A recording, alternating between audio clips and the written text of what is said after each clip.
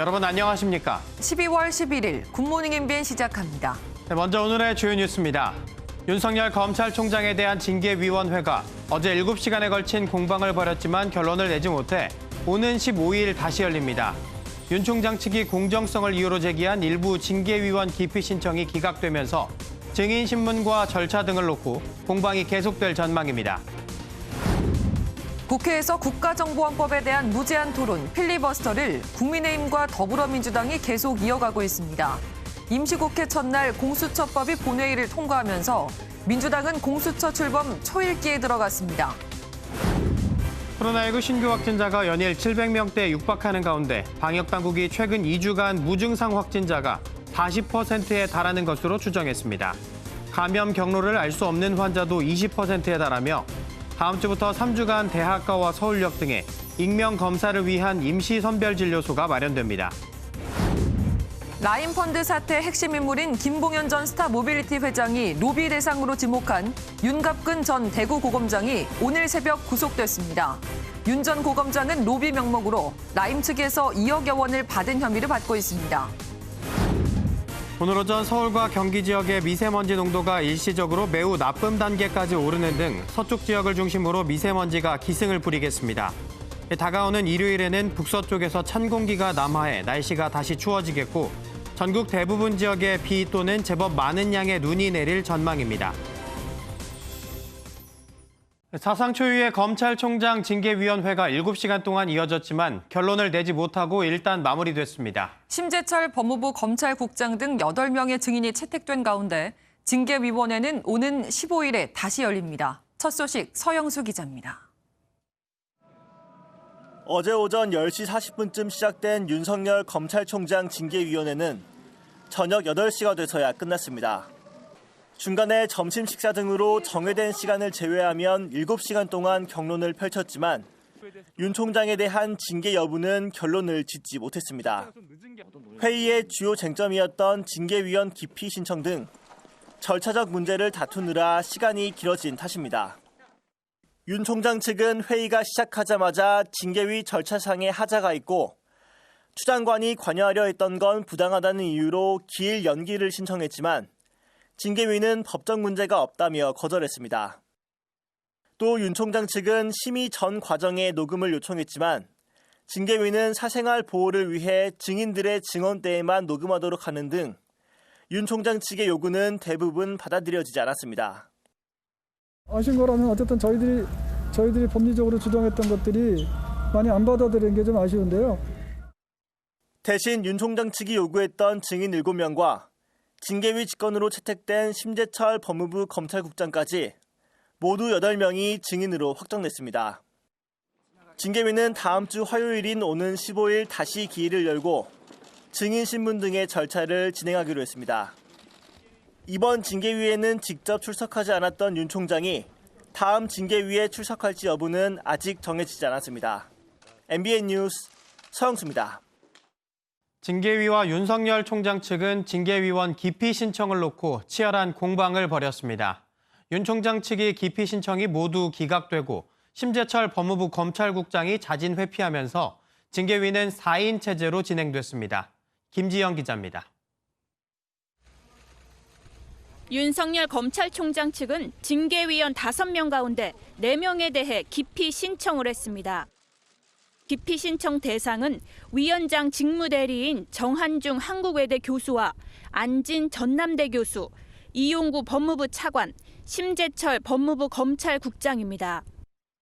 하지만 징계위는 기피 신청권 남용이라며 3명에 대한 기피 신청을 기각했고 심 국장은 자진 회피해 심의에서 빠졌습니다. 결국 심 국장만을 제외한 4인 체제로 징계위가 진행됐는데 윤 총장 측은 이 과정을 문제 삼았습니다. 기피 신청 대상자인 심 국장이 다른 위원회 기피 신청 의결에 참여한 뒤 심의를 자진 회피한 건 절차적 문제가 있다는 주장입니다. 회피 시기를 조정함으로써 기피 신청 의결에 대한 의사정족이나 의결정족수의 규정, 제한 규정을 전탈한 것으로 보인다라는 의견을 진술했습니다. 하지만 징계위는 절차적 문제가 없다며 즉각 반박했습니다. 징계위는 판례를 제시하며 징계위원은 자신에 대한 의결에만 참여할 수 없을 뿐 다른 위원에 대한 기피 의결에는 참여할 수 있다는 게 법원의 일관된 입장이라고 설명했습니다. 기피 신청 기각에 대한 법리 공방은 징계위 이후 소송에서도 이어질 것으로 보입니다. MBN 뉴스 김지영입니다. 국정원법을 저지하기 위한 필리버스터가 어제 오후부터 시작돼 지금도 이어지고 있습니다. 더불어민주당이 필리버스터를 강제로 종료하긴커녕 무제한 토론에 참여했기 때문인데요. 여야 모두가 참여해 찬반이 맞서는 진풍경이 진행 중인 겁니다. 조경진 기자입니다. 대공수사권을 경찰로 넘기는 국정원법 개정안을 두고 필리버스터에 돌입한 국민의힘. 첫 주자로 나선 이철규 국민의힘 의원은 국정원법은 국민 사찰법이라며 8시간이 넘도록 여권을 향한 강공을 펼쳤습니다. 일방적으로 밀어붙여서 본회의에 상정되게 된 이런 입법 독재 산물입니다. 180석 표 단속에 나서며 토론 강제 종료 의지를 보였던 더불어민주당은 고심 끝에 입장을 바꿨습니다. 필리버스터 법안에 대해 충분한 의사표시를 보장해달라는 야당의 의견을 존중하기로 했습니다. 그러면서 여당도 무제한 토론에 참여하기로 했습니다. 김병기 더불어민주당 의원이 토론자로 나서 국정원에서 26년 근무한 경험을 토대로 법안 개정의 필요성을 강조했습니다. 국정원에서 대공수사 활동은 이제 사실은 어느 정도 그 자체 개선으로는 이게 해결이 불가하는 상황이 지금 되고 있어요. 이어지는 필리버스터는 여야 의원 한 명씩 돌아가며 찬반 입장이 맞서는 방식으로 진행될 예정입니다. 이에 국민의힘 측은 야당에게 주어진 권한에 여당까지 들어오면서 필리버스터 본 취지가 무색해졌다며 반발하고 있습니다.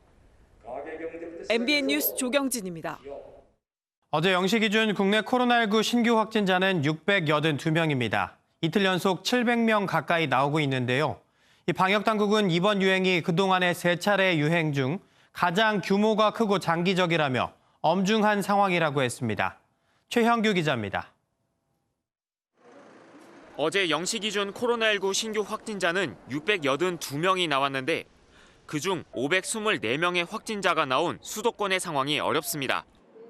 울산 양지요양병원에서도 확진자가 47명 추가되는 등 비수도권 곳곳도 비상입니다. 중환자와 사망자도 급증하는 추세입니다. 위중증 환자는 하루 사이 23명이 늘었고 사망자는 8명 나와 이번 유행 이후 최다입니다. 급격한 확진자 수 증가로 인해 머지않아 방역과 의료 체계의 대응 역량이 한계에 다다를 수 있는 위태로운 상황입니다. 정부의 전방위적인 대책에도 기대만큼 확진자 수가 줄지 않는 이유 중 하나는 숨은 감염자 때문입니다. 최근 2주간 무증상 확진자 비율은 최대 40%, 감염 경로를 알 수 없는 확진자는 20%가 넘습니다. 5명 중 2명은 증상만으로는 코로나19에 걸렸는지조차 몰랐고 확진자 5명 중 1명은 언제, 어디서 감염됐는지 불분명하다는 의미입니다. 정부는 역학조사 인력을 늘리기 위해 오늘부터 국방부 하사이상 군 간부 362명을 투입하기로 했습니다. MBN 뉴스 최영규입니다. 서울 수색역에서 코로나19 확진자가 무더기로 나오면서 일부 열차 운행이 중단됩니다. 한국철도는 수색역에서 열차 편성 업무를 하는 수송원 1명을 포함해 직원 11명이 코로나19 확진 판정을 받았다고 밝혔습니다. 이에 따라 한국철도는 오늘부터 오는 22일까지 장항선 새마을 무궁화호 등 열차 16편의 운행을 중지하기로 했습니다. 코로나19로 피해를 본 소상공인들을 위해 중소벤처기업부가 그제 아침부터 선착순으로 접수한 2천만 원의 긴급대출. 반나절도 안 돼서 예산 3천억 원이 동이 났습니다. 당장 다음 주부터 입금이 된다고 하니까 신속한 집행은 눈길을 끌지만 일각에선 형평성 논란이 일고 있습니다. 오지혜 기자입니다. 아침 일찍 소상공인 시장진흥공단을 찾은 소상공인의 한숨소리가 터져나옵니다. 이게 일단 그 비슷하니까 저희 어제 밤에 다 끝났거든요. 정확히 4시간 걸렸습니다. 4시간. 아이고, 하루 만에 끝나는. 온라인 신청을 시작한 지 5시간도 안 돼 소상공인 긴급대출 3천억 원의 접수가 마감됐습니다. 정부는 당초 소상공인 시설 자금 등으로 편성된 예산을 지난달 말 코로나19 피해 지원으로 긴급 배정했습니다. 자금이 새로 이렇게 예비비나 이런 걸로 진행된 게 아니고 정책 자금 중에서 좀 잔여 자금 가지고 한 거라서. 하지만 정작 소상공인 진흥공단에는 지난 7일 지원 사실이 통보됐습니다. 한꺼번에 신청자가 몰리면서 서버가 먹통이 돼 신청조차 못한 소상공인이 많았습니다.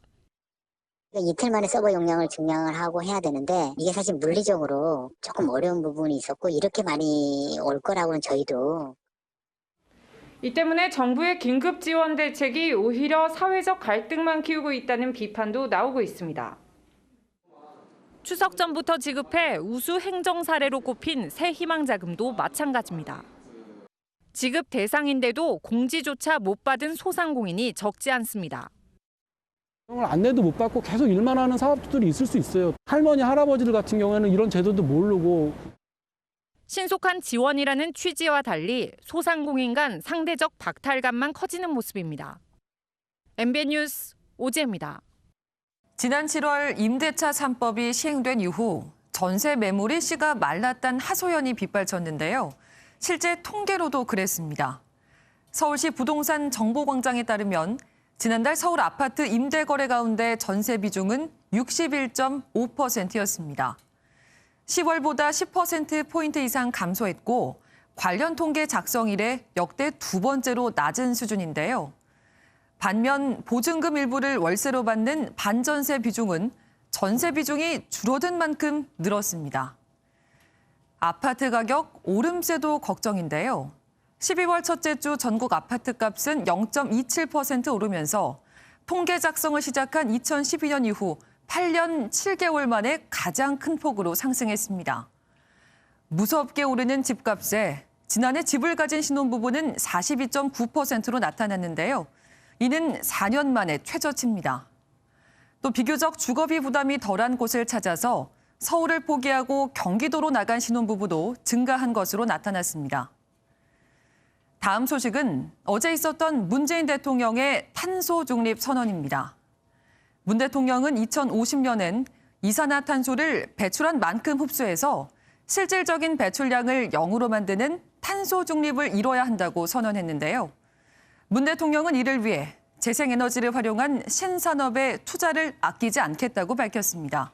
황재헌 기자입니다. 수소차와 풍력발전기 모형을 앞에 두고 문재인 대통령은 앞으로 폭염과 열대야 같은 이상기후가 많이 늘어날 것이라고 경고했습니다. 때문에 지금 태어나는 아이들이 30살이 되는 2050년 탄소 중립을 지금 선언해야 국제사회의 선도국가가 될 수 있다고 밝혔습니다. 문 대통령은 먼저 재생에너지 등을 이용한 신산업 육성에 힘쓰겠다고 말했습니다. 재생에너지 중심으로 에너지 주공급원을 전환하고 수소, 에너지 IT 등 3대 에너지 신산업을 육성하겠습니다. 저탄소 산업 생태계 조성도 약속한 문 대통령은 투자를 아끼지 않겠다고 강조했습니다. 탄소 중립 친화적 재정 프로그램을 구축하고 국민들의 참여가 활발해질 수 있도록 녹색 금융과 펀드 활성화에도 적극 나서겠습니다. 문 대통령은 임기 내에 확고한 탄소 중립 사회의 기틀을 다지겠다면서도 그 과정에서 소외되는 계층이나 지역이 없도록 하겠다는 뜻도 전했습니다. 한편 어제 행사방송에서는 유독 문 대통령 연설 부분만 흑백 영상으로 송출됐습니다. 청와대는 미세먼지로 인해 회색빛 하늘에 갇힌 지금의 현실을 표현하고 고화질 영상을 이용할수록 많은 탄소가 발생한다는 점을 강조하기 위한 연출이었다고 밝혔습니다. MBN 뉴스 황재헌입니다. 새벽 시간에 혼자 사는 여성의 집을 찾아가 창문을 흔들어가며 침입을 시도하던 남성이 붙잡혔습니다. 피의자는 현직 경찰관이었습니다. 정태훈 기자가 단독 보도합니다. 신고가 들어온 건 그제 새벽 2시쯤이었습니다. 한 빌라 주택 반지하에 낯선 남성이 침입하려 한다는 내용이었습니다. 집안에는 여성이 혼자 살고 있었습니다. 남성은 창문에 설치되어 있는 방범창을 여러 차례 흔들며 침입을 시도했고 현재 방범창은 교체된 상태입니다. 그냥 빠지더라고 뒤쪽에는. 뭐 박힌 게 없고 불안해서 새로 해달라고 그래서가지고. 조사 결과 남성은 서울 서대문경찰서 소속의 현직 경찰로 밝혀졌습니다. 경찰 출동 당시 남성은 술에 취해 있었는데 피해 여성과 가까운 곳에서 살고 있던 것으로 알려졌습니다. 정확한 범행 동기는 아직 밝혀지지 않았습니다. 경찰은 남성을 주거 침입 혐의로 조사하고 있습니다. MBN 뉴스 정태용입니다. 지난 5월 아파트 경비원이 입주민의 폭행과 폭언을 견디지 못해 목숨을 끊은 안타까운 일이 있었죠. 그를 죽음으로 내몬 입주민에게 1심 재판부가 징역 5년을 선고했습니다. 이 재판부는 입주민의 죄질이 매우 나쁜데도 잘못을 반성하지 않고 있다며 중형이 불가피하다고 밝혔습니다. 이현재 기자가 보도합니다. 유가족한테 할 말 진짜 아무것도 없습니까? 서울 강북구의 한 아파트 경비원으로 근무하던 고 최희석 씨가 입주민의 지속적인 폭행과 폭언을 견디지 못하고 스스로 목숨을 끊은 건 지난 5월. 입주민 A 씨는 끝까지 죄를 인정하지 않았고 유가족들에게 사과조차 없었습니다. 경비원을 죽음으로 내몬 입주민 A 씨에 대해서 1심 재판부가 징역 5년을 선고했습니다. A 씨는 재판에서 대부분 혐의를 부인했지만 재판부는 상해와 무고, 협박 등 7개의 혐의 모두를 유죄로 인정했습니다. 대법원 권고 형량은 징역 1년에서 3년 8개월 사이지만 이례적으로 더 무거운 중형이 내려졌습니다. 재판부는 피해자가 극심한 정신적 고통을 받은 것으로 보인다며 죄질이 좋지 않고 A씨가 전혀 반성하고 있지 않아 무거운 처벌이 불가피하다고 설명했습니다. 선고를 지켜본 유가족들은 A씨가 사과를 하지 않는다면 항소심 재판에서도 엄벌을 청원하겠다고 밝혔습니다. 결심 공판에서 9년을 구형했던 검찰은 판결 결과를 검토한 뒤 항소 여부를 결정할 예정입니다. MBN 뉴스 이현재입니다. 라임 펀드 사태의 핵심 인물인 김봉현 전 스타 모빌리티 회장이 로비 대상으로 지목한 윤갑근 전 대구고검장이 오늘 새벽 구속됐습니다. 서울 남부지법은 도주와 증거인멸에 염려가 있다며 윤 전 고검장에 대한 구속영장을 발부했습니다. 윤 전 고검장은 라임 측으로부터 2억여 원의 로비 자금을 받은 혐의를 받고 있습니다. 사실상 한국을 고별 방문 중인 스티브 비건 미 국무부 부장관이 싱가포르 북미 정상 합의가 아직 유효하다며 북한이 대화 재개를 위해 노력해 줄 것을 당부했습니다.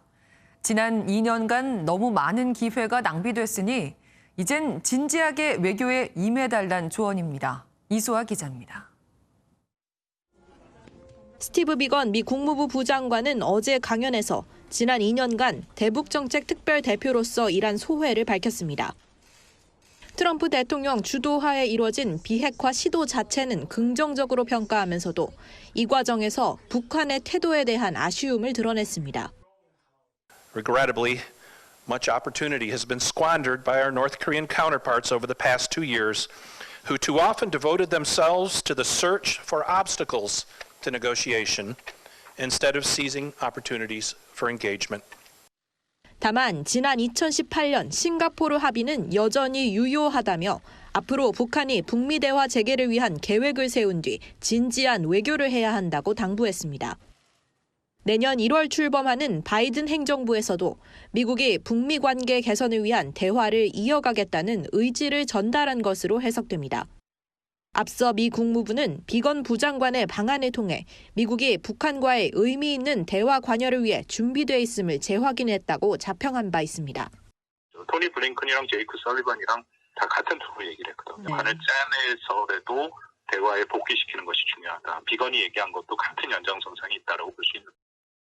비건 부장관은 단골로 알려진 닭 한 마리 식당에서 최종건 1차관과 만찬을 했고 오늘은 강경화 외교부 장관을 만납니다. MBN 뉴스 이수아입니다. 재계에서는 국회 본회의를 통과한 공정경제 3법의 여진이 계속되고 있습니다. 반면 시민단체에서는 당초 안보다 후퇴했다고 비판하고 있는데요. 당장 내년 봄에 몰려있는 주주총회 모습이 확 달라질 것으로 보입니다. 이상은 기자가 보도합니다.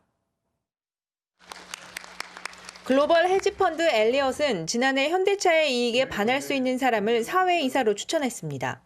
엘리엇의 시도는 결국 실패로 돌아갔지만 이른바 3% 룰이 적용되면 얘기가 달라집니다. 기업들은 감사 선임 시 최대 주주나 특수관계인의 의결권이 3%로 묶이기 때문에 외국인 지분에 휘둘릴 가능성이 크다고 우려합니다. 해외 경쟁업체의 경영마비 목적의 악의적 소송 제기 등으로 인해서 심각한 타격이 우려되고 있습니다. 기업이 투기자본 방어에 온 신경을 쓰다 보면 정작 경영이 소홀해질 수 있다는 설명입니다. 시민단체는 3% 룰을 포함한 공정경제 3법이 당초안보다 후퇴했다는 비판적인 입장입니다. 경제개혁연대는 3% 의결권 제한이 각각의 최대 주주와 특수관계인으로 바뀌었다며 정부와 국회가 제도 개선을 계속 추진해야 한다고 밝혔습니다.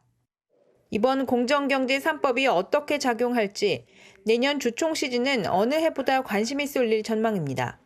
MBN 뉴스 이상은입니다.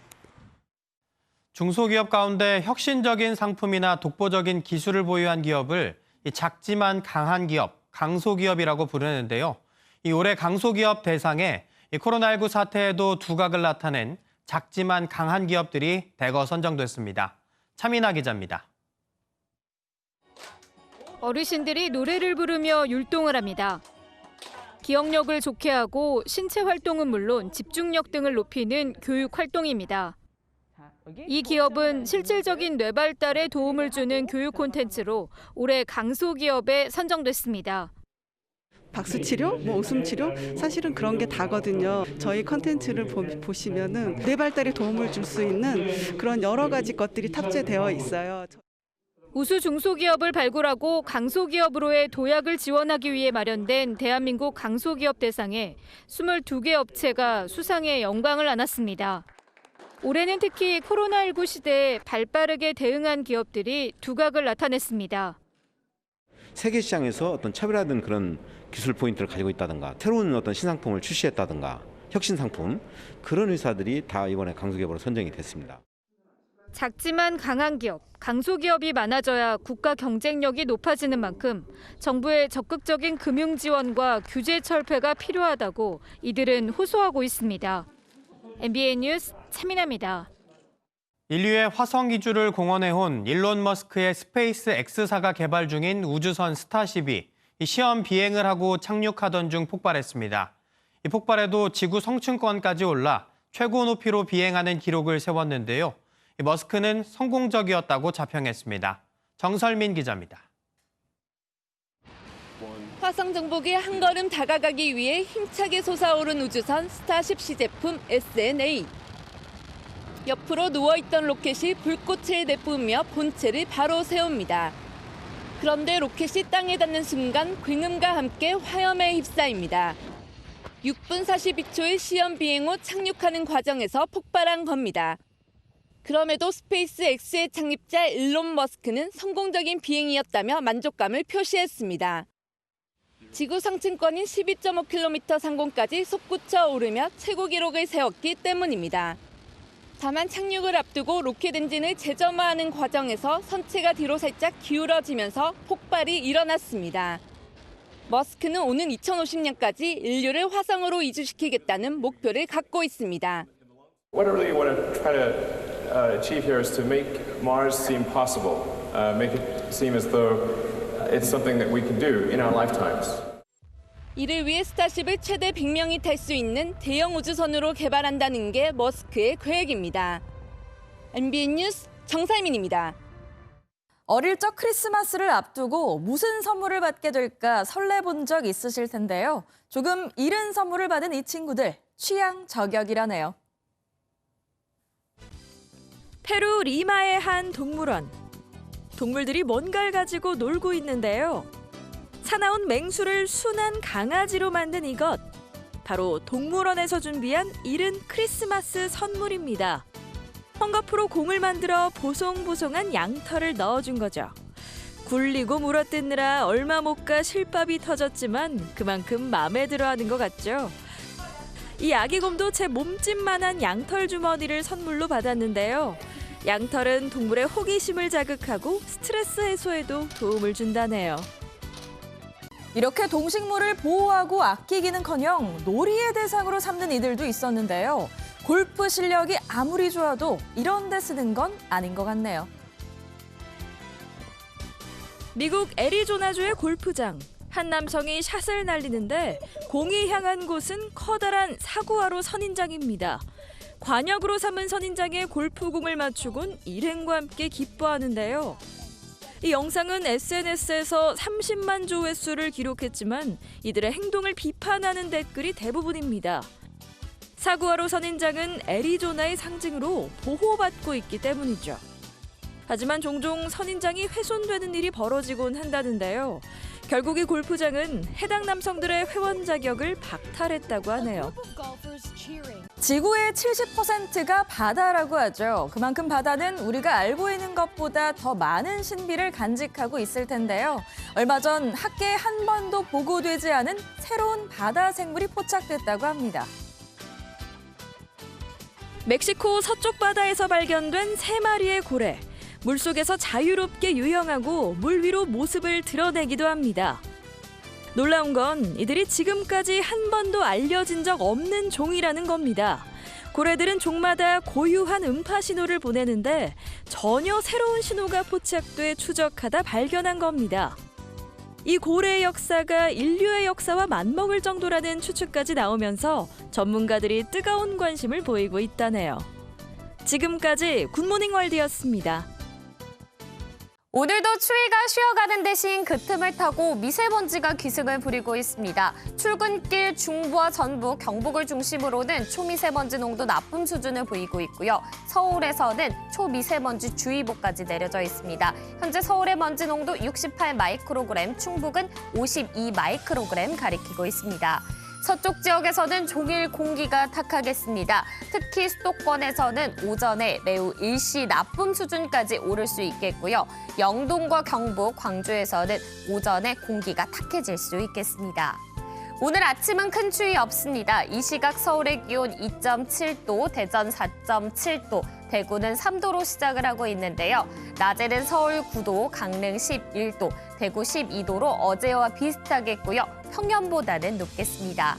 지금 충청과 호남에서는 빗방울이 떨어지거나 눈이 날리는 곳이 있습니다. 아침까지 이어지겠습니다. 또 보이진 않지만 중부 곳곳에서는 안개가 끼어 있습니다. 낮 동안에도 연무로 나타나는 곳이 있겠습니다. 오늘 전국에서 구름 많겠습니다. 한편 동해안에서는 계속해 건조한 날씨가 이어지고 있는데요. 바람도 강하게 불 것으로 보여 불씨 관리를 철저히 해주셔야겠습니다. 오후부터 밤 사이에는 제주에서 비가 올 텐데요. 높은 산지에서는 1cm 안팎의 눈이 쌓이는 곳이 있겠습니다. 일요일에는 곳곳에서 비나 눈이 올 텐데요. 호남 서해안을 중심으로는 화요일까지 큰 눈이 내릴 전망입니다. 기온은 토요일 아침부터 다시 영하권으로 떨어지기 시작해 다음 주에는 영하 10도 안팎의 강력한 한파가 찾아올 전망입니다. 따라서 월요일과 화요일에는 낮 기온이 계속해서 영하권을 맴돌 전망입니다. 날씨였습니다.